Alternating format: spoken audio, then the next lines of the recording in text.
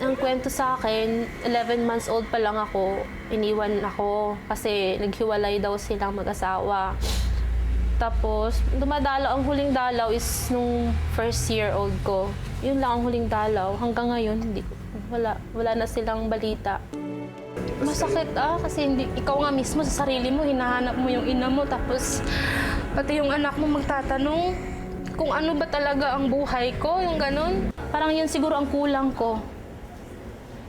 Kung mahanap yung sana ko nagmula. Ang hirap, walang magulang. Kaya noon, kahit sabi ko noon, hindi ko talaga sila hanapin. Kasi galit ako, bakit nila ako pinaampon. Kung galit man ako sa kanila noon, pero ngayon hindi na. Tanggap ko na, naunawaan ko rin sila. Gusto ko talaga makita. Tumatanda na rin ako. Sana man lang makita ko sila. Kung saan siya ngayon, pupuntahin mo siya. Gusto ko siyang ikapin.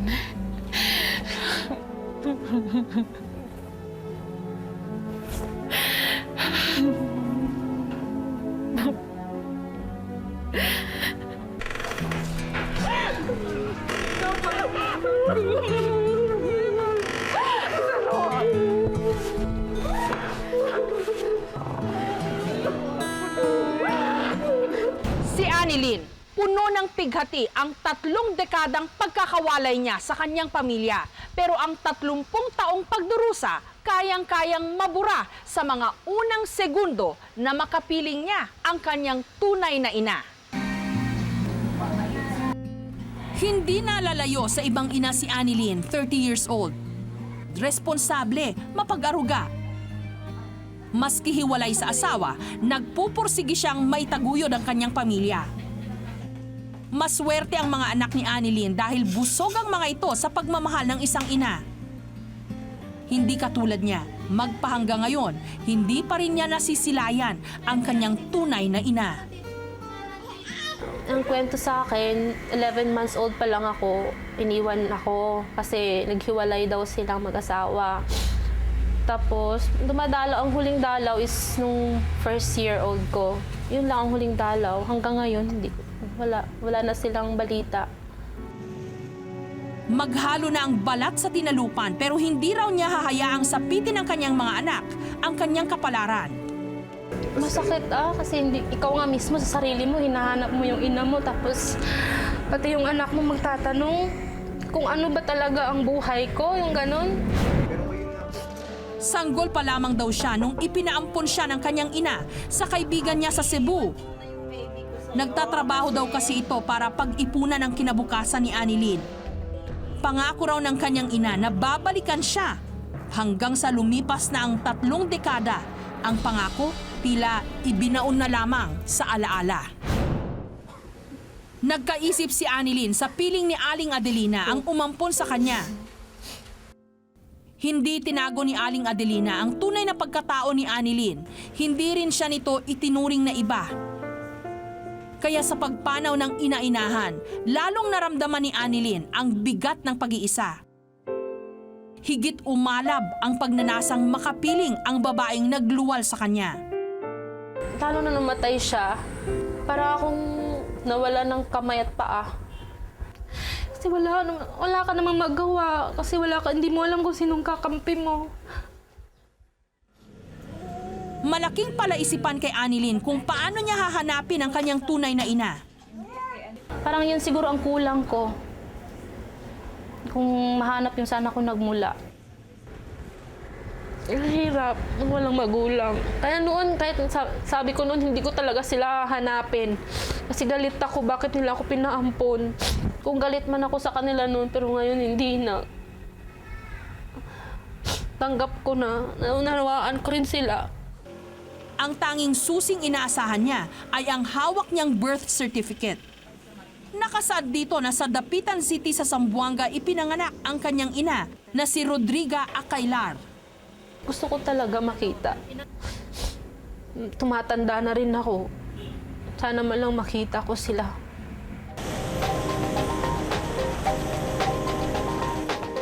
February 11, 2006, ang araw na dalangin niya ay tutuldok sa lahat ng kanyang katanungan.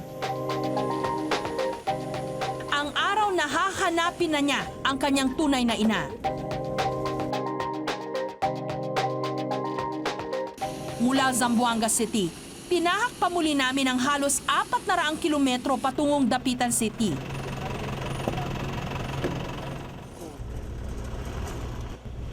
Hindi alintana ni Annilyn ang halos 7 oras na biyahe. Nakakabahan pa. Pero at least masaya ako nandito. Dito lang.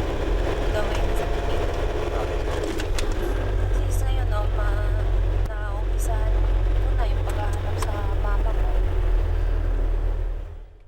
Ang hindi niya alam, natuntun na namin ang kinaroroonan ng kanyang ina, si Aling Rodriga. Ikinumpisal nito sa amin ang ilang mahalagang impormasyon na lingid sa kaalaman ng ipinaampong anak. Nag-abroad ko sa Malaysia, nagpunta ko sa Malaysia kaya naghanap kong trabaho para makapag-aral ang mga anak ko. Then babalik ko, hindi ko na siya na babalikan. Pero mag-adto ko sa Cebu, ginakunta ko siya, pero dili ko naman siya ginakunta kaya wala na. Ayon kay Aling Rodriga, mabigat sa kanyang kalooban ang ginawa niyang pagpapaampon sa kanyang anak. Hindi ko kaya magtrabaho kung may bata ko. Hindi ko kaya. Ang pagkain niya, pag-aral ko siya para lang sa kinabukasan niya. Ginapray ko lang siya. Always nga magkakita kami. Matapos naming kapanayamin si Aling Rodriga, nag-umapaw na ang kanyang emosyon. Baka sa kanyang mukha ang halo-halong pananabik at pangungulila. At ang kapatawaran daw ng anak ang tanging niyang hiling. Kung saan siya ngayon, pupuntahin mo siya. Gusto ko siyang ikapin.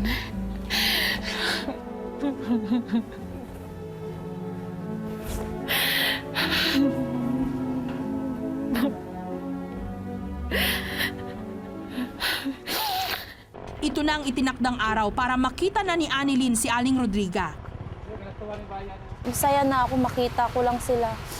Makita ko mama ko. Nakahanda naman ako kahit na siguro may pamilya na rin siya. Basta makita ko lang siya na nandyan siya. Hanggang sa dumating na ang pagkakataong halos 30 taon niyang hinintay. Pwede mangutana? Oo. Kailan mo, Rodriga, laktuan? Siya po. Pasok. Ate.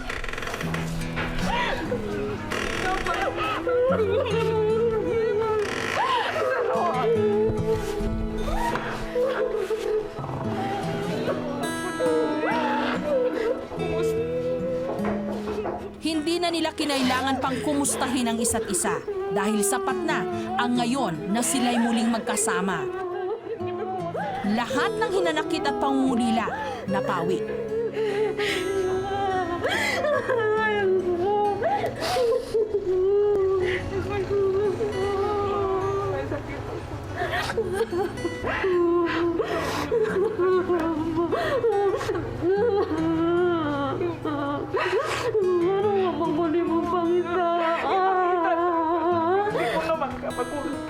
Katotol mong ganin ko.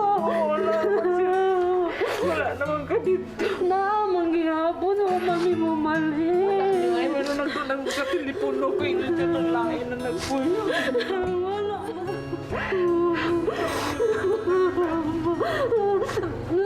Si mama na inaalala mo pa si Mama Norby. Nung nahimasmasan, nagkwento si Annilyn tungkol sa umampon sa kanya. Ayaw, kilala ko yun. Magulang namatay mo nang dito kamutis. Iyaya mo man eh. Wala namang kambalik. Wala naman na yung katapusan. Dito na rin ipinakilala ni Aling Rodriga ang iba pang mga tao sa bahay, ang mga kapatid ni Annilyn. Excited kayo makita kasi. Kapatay mo na ako magtago. Tila nalunod ng kasiyahan ang buong tahanan At sa kauna-unahang pagkakataon, kumpletong nakapagsalo-salo ang buong pamilya. Super saya, sobra. Hindi talaga namin in-expect na sandali ito nakikita namin siya, nandito na siya. So, masaya kami. Tapos salamat kami syempre kay God na at least hinanap niya kami. Hinanap niya yung mama namin. Nawakasan na rin ang 3 dekadang pagkawalay ni Annalyn mula sa kanyang ina. May maihihiling pa ba siya ngayong kapiling na niya ang kanyang tunay na pamilya? Alam kong may pamilya na ako. Nakikita ko na yung tunay kong pamilya, kadugo ko. Hello po! Kamusta ho kayo? Alam niyo ho, bago po kami nagtampok ng mga reunion stories sa KMJS, nauna na po dyan yung aming programang Sana'y Muling Makapiling at Reunions sa ganyang mga kwento. At ngayon, ang good news po, mapapanood nyo na ang full episodes ng mga ito.